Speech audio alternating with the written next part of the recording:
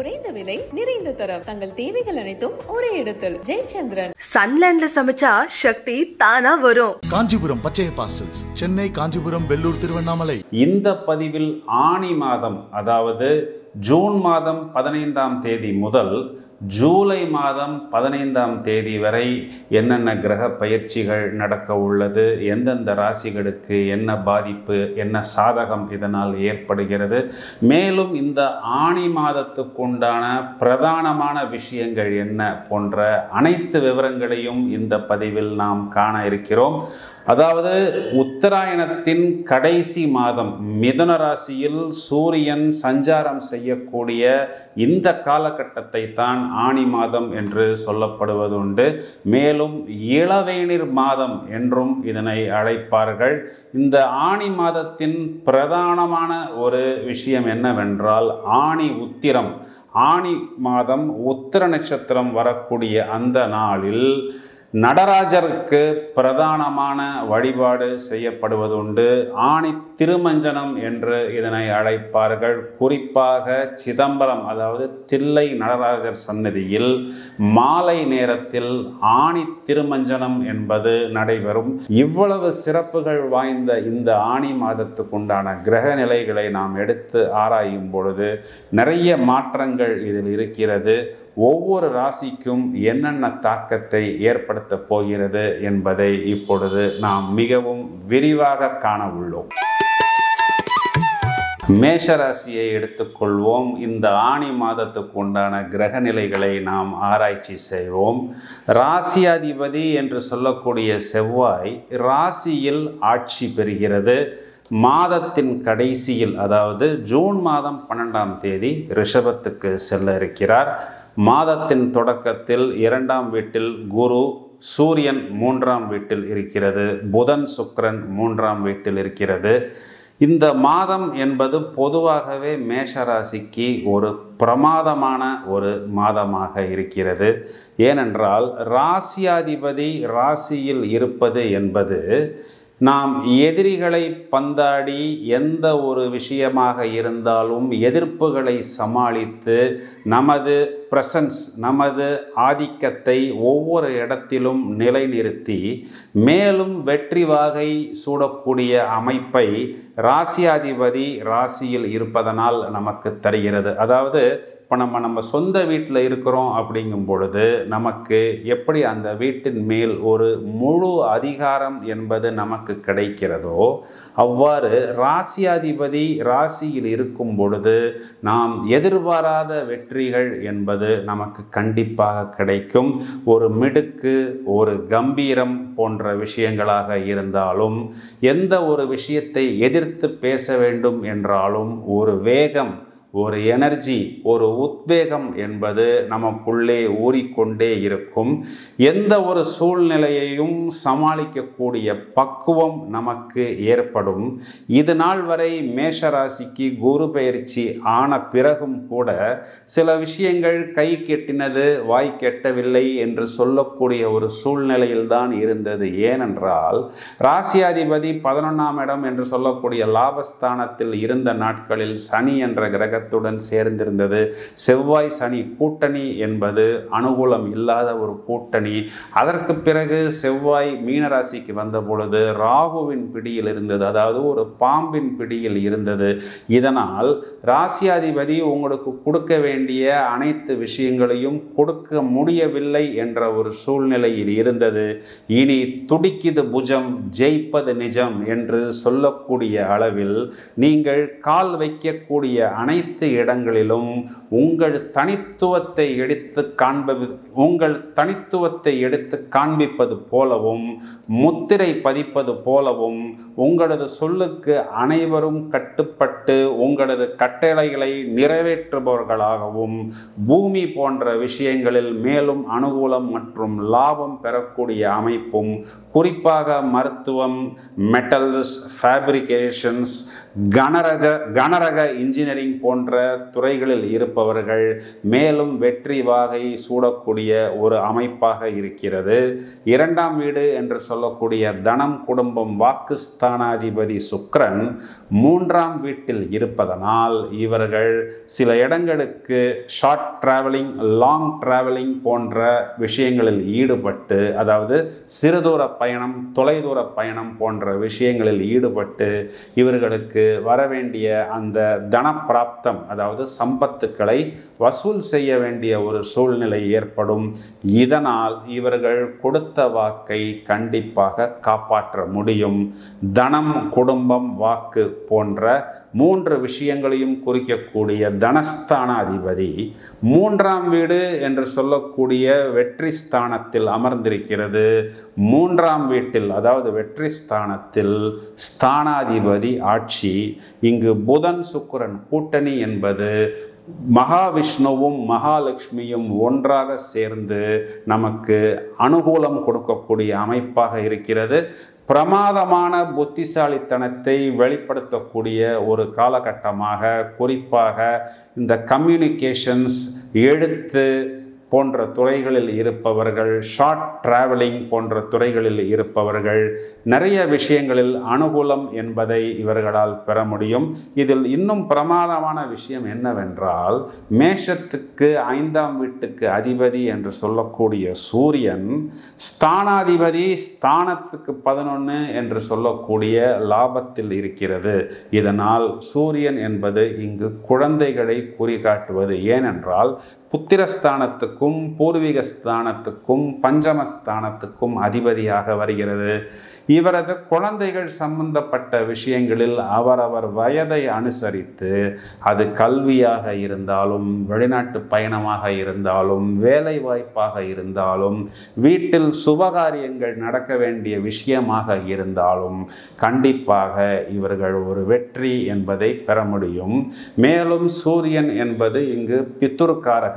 அதனால் அவரவர் வயதை அனுசரித்து அவர்களது பித்துர் வர்க்கம் என்று சொல்லக்கூடிய தந்தைக்கும், குறிப்பாக அரசாங்கமாக இருக்கலாம், அல்லது உடல்நிலை சம்பந்தப்பட்ட விஷயமாக இருந்தாலும், வியாபாரம் சம்பந்தப்பட்ட விஷயமாக இருந்தாலும், அடுத்த லெவல் என்று சொல்லக்கூடிய நெக்ஸ்ட் லெவல், அதாவது அடுத்த கட்டத்துக்கு ஒரு முன்னேற்ற பாதையை நோக்கி பயணம் செய்யக்கூடிய அமைப்பாக இருக்கிறது.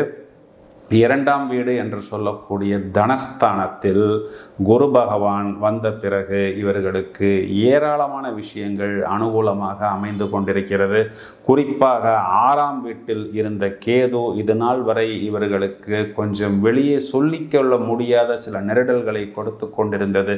இப்பொழுது 6ஆம் வீட்டுக்கு குருவின் பார்வை வந்து விட்டதால் இங்கு 6ஆம் வீடு என்பது இவர்களுக்கு கட்டுப்படுகிறது. அதாவது இவர்களது வம்பு, வழக்கு, நோய், கடன், எதிரி தொல்லை போன்ற விஷயங்கள் அனைத்தும் இவர்களது கைக்குள் வந்து அடங்குகிறது.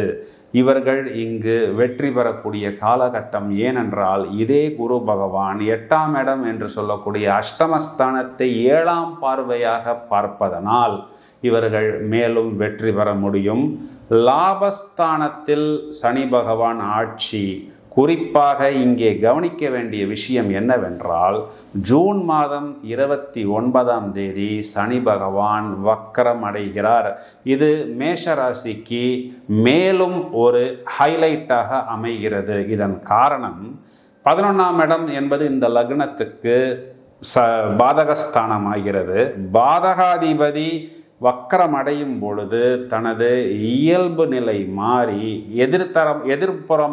எதிர்மறையான பலன்களை செய்ய துவங்கி விடுவார். இங்கு குறிப்பாக கவனிக்க வேண்டிய விஷயம் என்னவென்றால், 11ஆம் இடம் என்று சொல்லக்கூடிய லாபஸ்தானத்தில் ஜூன் மாதம் 29ஆம் தேதி முதல் சனி பகவான் வக்கரம் அடைகிறார். இதனால் எனக்கு என்ன என்று நாம் நினைத்து கொள்ளக்கூடாது.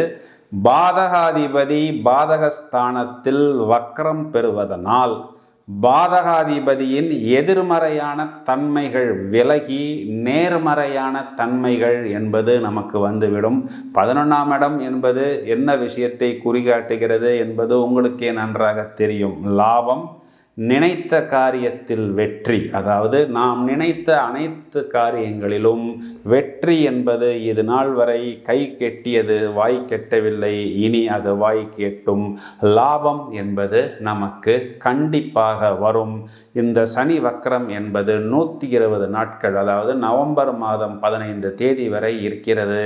இந்த காலகட்டம் மேஷராசிக்கு ஒரு பிரமாதமான காலகட்டம். குறிப்பாக வெளிநாட்டு தொடர்பில் வியாபாரம் செய்பவர்களாக இருந்தாலும், வெளிநாட்டிலிருந்து சரக்குகளை உள்ளே இறக்குபவர்களாக இருந்தாலும், எக்ஸ்போர்ட் இம்போர்ட் போன்ற துறைகளில் ஈடுபாடு செய்தவர்களாக இருந்தாலும், டிரான்ஸ்போர்ட்ஸ், லாஜிஸ்டிக்ஸ், கன்ஸ்ட்ரக்ஷன்ஸ் போன்ற துறைகளில் இருப்பவர்களுக்கு இது ஒரு பிரமாதமான காலகட்டம். இங்கு கிரக நிலைகளை தேடி பார்த்தால் 12ஆம் இடத்தில் இருக்கக்கூடிய இந்த ராகு என்ற ஒரு கிரகம்தான் இவர்களுக்கு கொஞ்சம் நெருடல்களை கொடுத்து கொண்டிருக்கிறது. இவர்களுடைய நல்ல நேரம் பாருங்கள். இந்த ராகு என்ற கிரகமும் ஒரு பக்கம் சனி, ஒரு பக்கம் செவ்வாய் என்ற ஒரு பாவகர்த்திரி யோகத்தில் அடைபடுவதனால் இதன் தீமையான பலன்கள் என்பது இவர்களை பாதிக்காது. ஜூலை மாதம் 8ஆம் தேதி சுக்கிரன் 4ஆம் வீடு என்று சொல்லக்கூடிய கடகத்திற்கும், ஜூன் மாதம் 27ஆம் தேதி புதன் 4ஆம் வீடு என்று சொல்லக்கூடிய கடகத்துக்கும், அதாவது சுகஸ்தானத்திற்கு புதனும் சுக்கிரனும் இந்த மாதத்தின் இறுதியில் பெயர்ச்சி பெறுகிறது. 4ஆம் இடம் என்பது சுகஸ்தானம். தனஸ்தானாதிபதி மற்றும் வெற்றி ஸ்தானாதிபதி சுகஸ்தானத்தில் இவர்களுடைய கம்ஃபர்ட், லக்ஸுரி போன்ற விஷயங்கள் இந்த மே மாதம் மேலும் மேன்மை பெறுகிறது.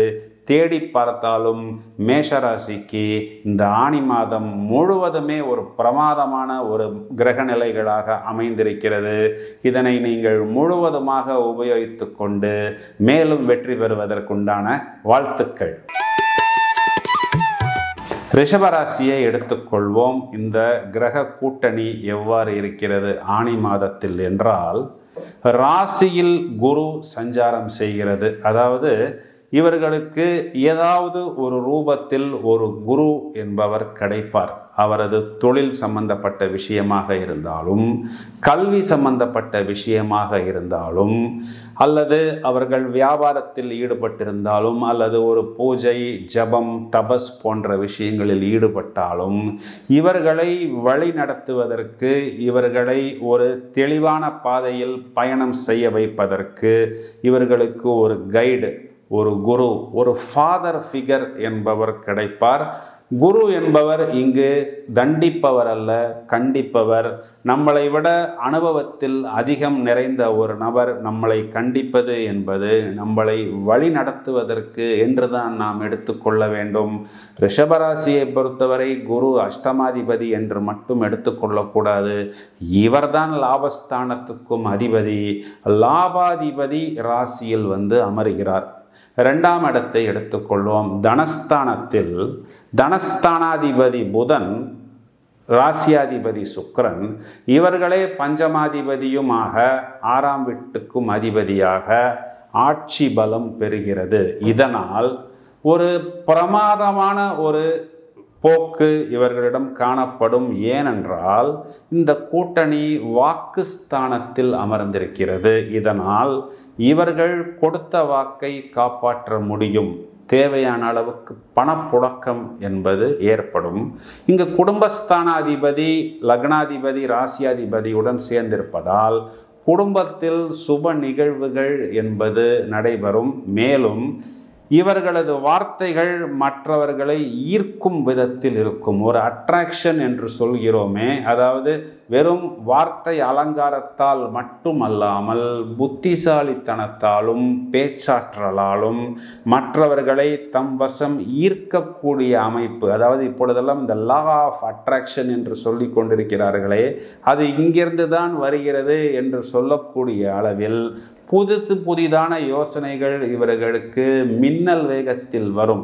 அது தொழில்நுட்பமாக இருந்தாலும், இலக்கியமாக இருந்தாலும், கவிதைகளாக இருந்தாலும், அவரவர் சார்ந்த தொழிலில் அவர்களால் விஸ்தாரமாக வாடிக்கையாளர்களை, பொதுஜனங்களை தங்கள் மேல் ஈர்க்க முடியும். இந்த கூட்டணி என்பது குறிப்பாக media, show business, film, acting, இயல், இசை, நாடகம், கலைத்துறை சம்பந்தப்பட்ட அனைத்து விஷயங்களிலும் ஒரு ஜாக்பாட் அடிக்கக்கூடிய காலகட்டமாக இருக்கிறது.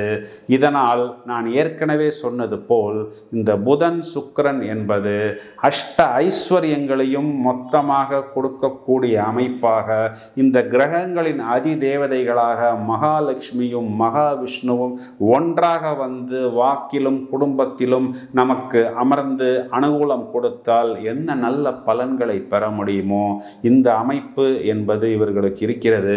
மாதத்தின் கடைசியில், அதாவது ஜூன் மாதம் 27ஆம் தேதிக்கு பிறகு, ஜூலை மாதம் 8ஆம் தேதிக்கு பிறகு இந்த புதன் சுக்கிரன் கூட்டணி என்பது ராசிக்கு 3ஆம் இடம் என்று சொல்லக்கூடிய வெற்றி ஸ்தானத்தில் வந்து அமர்கிறது.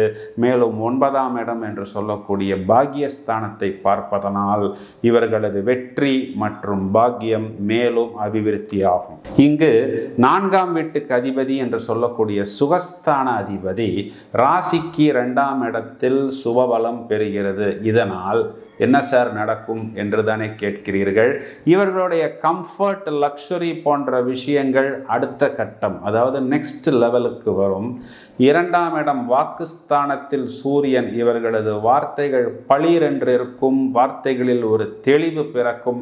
மேலும் இவர்களுடைய ப்ராப்பர்ட்டிஸ், இடம் சம்பந்தப்பட்ட அனைத்து விஷயங்களிலும் அபிவிருத்தி பெற முடியும். நான் கட்டி வைத்திருந்த காம்ப்ளெக்ஸுக்கு வாடகைக்கு ஆள் வரவில்லை என்று சொன்ன நபர்களுக்கு ஒரு டெனன்ட் வருவார்கள். இது நாள் வரை நான் வீடு கட்டி வைத்திருந்தேன், ஆனால் ஒரு அட்ராக்ஷன் இல்லை என்று சொல்லக்கூடிய நபர்கள் ஒரு இன்டீரியர் டெக்கரேஷன் செய்து, ஒரு ஃபேஸ் லிஃப்ட் செய்து தங்களது வீட்டை ஒரு பொலிவு செய்ய முடியும், ஒரு பொலிவு பெற முடியும். மேலும் இது நாள் வரை நான் வீடு கட்ட ஆரம்பிக்க முடியவில்லை என்று சொல்லக்கூடிய நபர்கள் அனைவருக்கும் மளமள என்று வேலைகள் நடக்கும். இவர்களுக்கு 5ஆம் இடம் என்று சொல்லக்கூடிய புத்திரஸ்தானத்தில் கேது பகவான் அமர்ந்து இதனால் வரை இவர்களது குழந்தைகள் சம்பந்தப்பட்ட விஷயங்களில் கொஞ்சம் வெளியே சொல்லி கொள்ள முடியாத நெருடல்கள் இருந்தது. இப்போது 5ஆம் வீட்டுக்கு குரு பார்வை வந்துவிட்டது. இதனால் குழந்தைகள் சம்பந்தப்பட்ட விஷயங்களில் ஒரு பிரமாதமான வெற்றியை இவர்கள் காண முடியும், அவரவர் வயதை பொறுத்து. இதன் காரணம் புத்திரஸ்தான அதிபதி என்று சொல்லக்கூடிய புதன் ஆட்சி பலம் பெறுகிறது. பிறகு வெற்றி ஸ்தானத்துக்கு வருகிறது, ராசியாதிபதியுடன் சேருகிறது. பிரமாதமான ஒரு அமைப்பு. குறிப்பாக குழந்தைகளுக்கு வெளிநாட்டு கல்வி, வெளிநாட்டு வேலை வாய்ப்பு, சுப நிகழ்வுகள். திருமணத்துக்காக காத்து கொண்டிருந்தேன், எங்கே இருக்கிறார் என் லைஃப் பார்ட்னர் என்பதெல்லாம் இப்பொழுது அடையாளம் கண்டுபிடித்து விடலாம். குறிப்பாக ரிஷபராசிக்காரர்கள், நடுவயதில் இருப்பவர்கள், திருமணமாக இருந்தாலும் மறுமணமாக இருந்தாலும் இவர்களுக்கு 7ஆம் வீட்டுக்கு குரு பார்வை வந்துவிட்டது. அதனால் இவர்கள் யாருக்காக, அந்த லைஃப் பார்ட்னருக்காக இத்தனை நாள் காத்திருந்தார்களோ அவர்களை அடையாளம் கண்டுபிடித்து விடலாம். அவர்களுக்கு தகவல்கள் என்பது வரும். 9ஆம் வீட்டுக்கு குரு பார்வை இருக்கிறது. இதனால் இவர்களது பித்துரு வர்க்கம் அனைத்து விஷயங்களிலும் மேன்மை பெறும். அதாவது இவர்களது தந்தையை சொல்கிறேன். மேலும் 9ஆம் வீடு என்பது பாக்கியஸ்தானம் என்பதனால் இது நாள் வரை நான் சில கோயில்களுக்கு போக வேண்டும் என்று நினைத்திருந்தேன், சில ஆன்மீக பயணம் செய்ய வேண்டும் என்று காத்திருந்த நபர்கள் அனைத்து விஷயத்திலும் பூரணத்துவம் பெற முடியும். 11ஆம் வீடு என்று சொல்லக்கூடிய லாபஸ்தானத்தில், உபஜயஸ்தானங்களில் அசுப கிரகங்கள் நிகரற்ற வெற்றியை பெற முடியும். இங்கு ராகு இருப்பதனால், குறிப்பாக இந்த ராகு சம்பந்தப்பட்ட அனைத்து துறைகளிலும் இருப்பவர்கள் ஒரு நிகரற்ற வெற்றியை பெற முடியும். குறிப்பாக வெளிநாட்டு தொடர்புக்கு வேலைக்கு போவது, வெளிநாட்டில் வியாபாரம் செய்வது, வெளிநாடுகளிலிருந்து மிஷினரி இம்போர்ட் செய்வது போன்ற துறைகளில் இருப்பவர்கள் பிரமாதமான ஒரு எதிர்காலத்தை பெற முடியும். இப்பொழுது ரிஷபராசிக்காரர்கள் எங்கே கவனமாக இருக்க வேண்டும்? 12ஆம் வீட்டில் செவ்வாய் இருக்கிறது. புதிதாக பூமி வாங்க வேண்டும் என்ற ஒரு போக்கில் இருப்பவர்கள் டபுள் செக் செய்ய வேண்டும். டாக்குமெண்ட்டாக இருக்கட்டும், லீகல் ஒப்பீனியன் போன்ற விஷயங்களாக இருக்கட்டும், மிகவும் கவனமாக கண்ணும் கருத்துமாக பார்க்க வேண்டும்.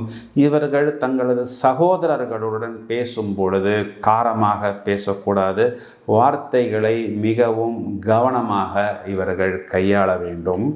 இந்த செவ்வாய் என்ற கிரகத்தை சனி 3ஆம் பார்வையாக பார்ப்பதனால் இந்த கடுமையான உடல் உழைப்பு செய்பவர்கள், வாக்கிங் செய்பவர்கள், ஜிம் செய்பவர்கள் மிதமாக தங்களது பாதங்களை பாதிக்காத அளவு கவனமாக பார்த்து கொள்ள வேண்டும்.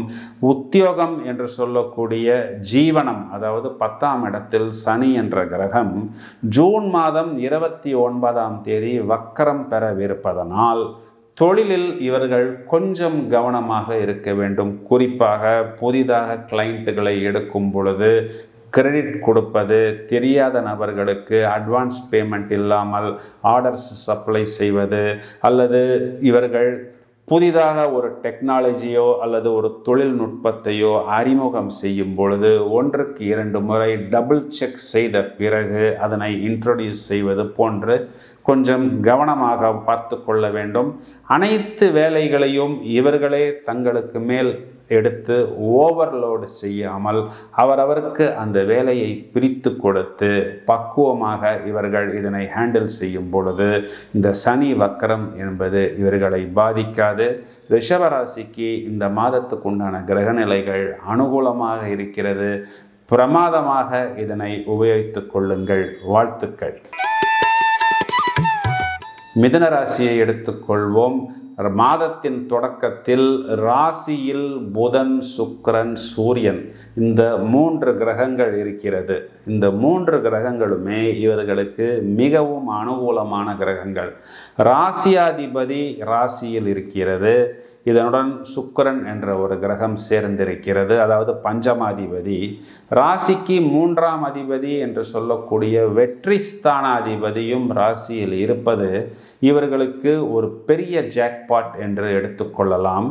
புதன் சுக்கிரன் கூட்டணி என்பது மகாவிஷ்ணுவும் மகாலட்சுமியும் ஒன்றாக நமது ராசியில் வந்து அமர்ந்து அஷ்ட ஐஸ்வர்யங்களையும் நமக்கு கொடுப்பதாகத்தான் சாஸ்திரங்கள் சொல்கிறது. மேலும் இந்த புதன் சுக்கிரன் கூட்டணி என்பது 2ஆம் இடம் என்று சொல்லக்கூடிய தனம், குடும்பம், வாக்குஸ்தானத்தில் இந்த ஆனி மாதத்தின் பாதிக்கு மேல், அதாவது ஜூன் மாதம் 27ஆம் தேதிக்கு பிறகும் ஜூலை மாதம் 8ஆம் தேதிக்கு பிறகும் வந்து அமர்கிறது. இதனால் இவர்கள் தாங்கள் இறங்கக்கூடிய அனைத்து விஷயங்களிலும் ஒரு நெக்ஸ்ட் லெவல் என்று சொல்லக்கூடிய அடுத்த கட்டத்துக்கு பிரயாணம் செய்யக்கூடிய அமைப்பு, புதிதாக யோசனைகள் இவர்களுக்கு வந்து கொண்டே இருக்கும்.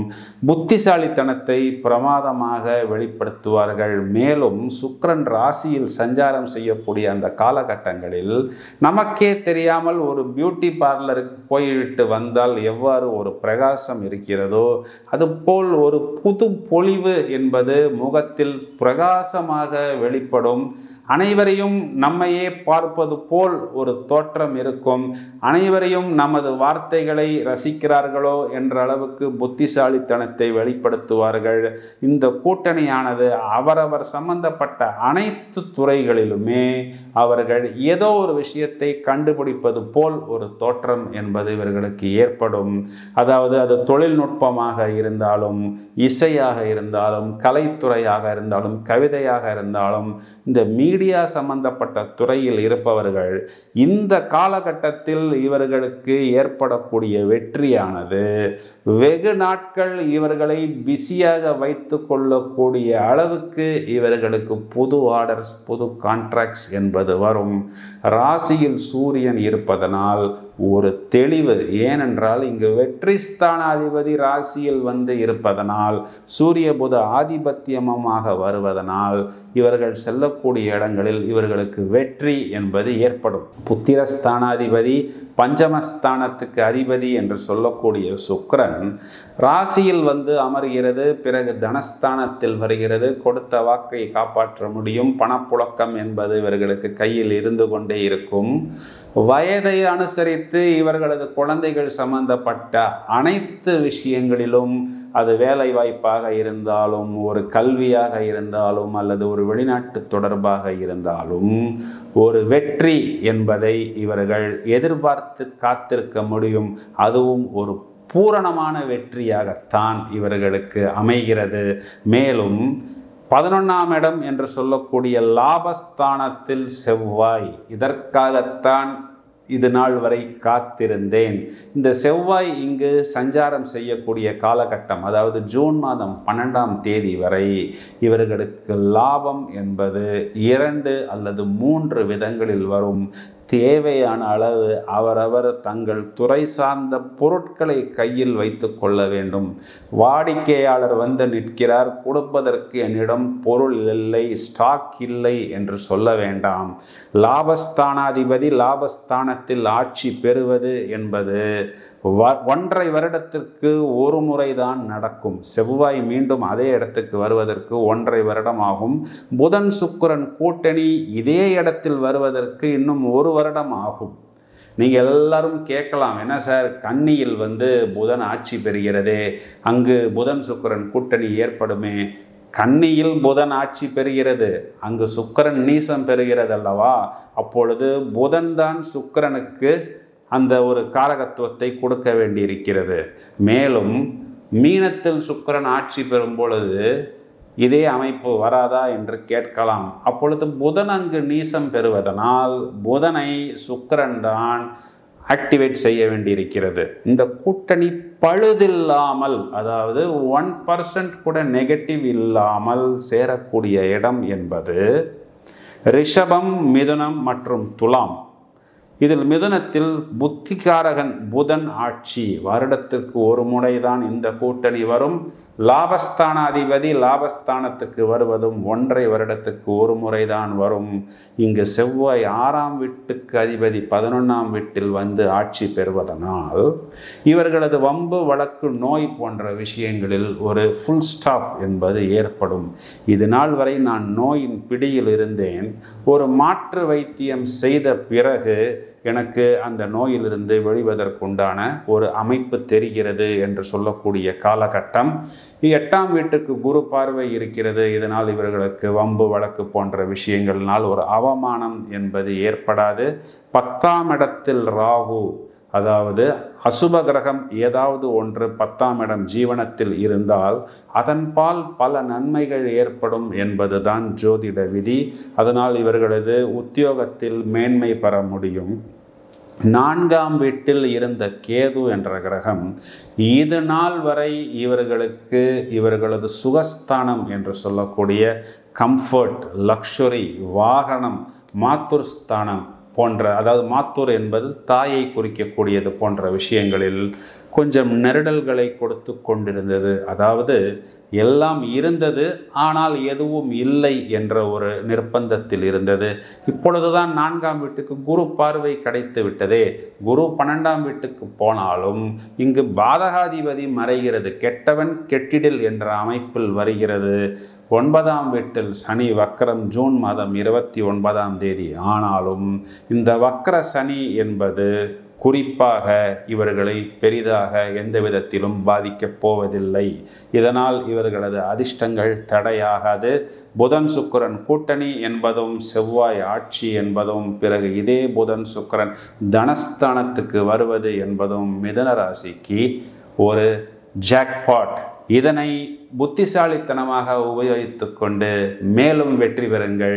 வாழ்த்துக்கள். குறைந்த விலை, நிறைந்த தரம், தங்கள் தேவைகள் அனைத்தும் ஒரே இடத்தில். ஜெயச்சந்திரன். சன்லேண்ட்ல சமைச்சா சக்தி தானா வரும். காஞ்சிபுரம் பச்சையப்பா சில்க்ஸ், சென்னை, காஞ்சிபுரம், வெள்ளூர், திருவண்ணாமலை.